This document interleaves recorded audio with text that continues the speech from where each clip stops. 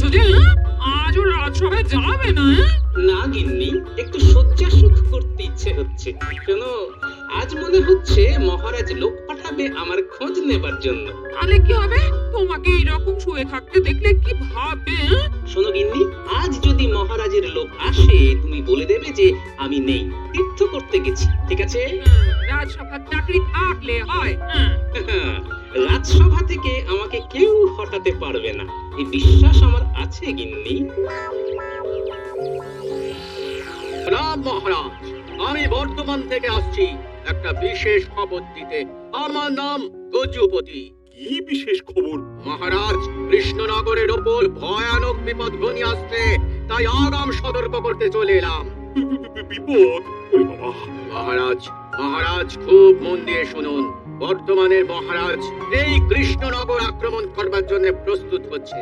এ কি বলছো গজপতি? এটা তো অবিশ্বাস্য। বর্ধমানের মহারাজ তো আমার পরম মিত্র।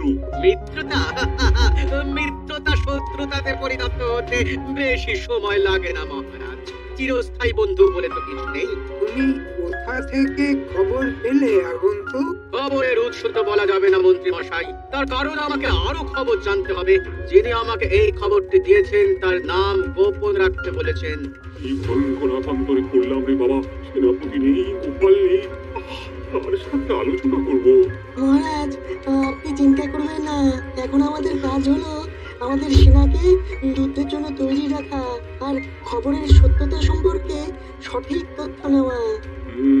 এই কি বলেছো বিজ্ঞানী? হ্যাঁ, আমাদের সেনাদের সাহস আর বীরত্ব নিয়ে কোনো কথা হবে না মহারাজ। আমরা যদি সীমান্তে দাঁড়িয়ে হাঁচি, সেই হাঁচির দাপটে বর্তমান রাজ্য কেঁপে যাবে। হ্যাঁ, ঠিক বলে। শুভ, গজপতি গোপালের আসনে বসবে। এই ঠিক আছে? দুদিন পরে তোমার ওই সিংহাসনটাও থাকবে না। আপনার খুব কৃপা মহারাজ।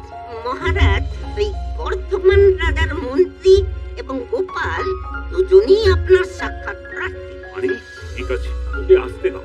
তারপর রাজাজ্ঞা পালন না করার জন্য গোপালকে তারা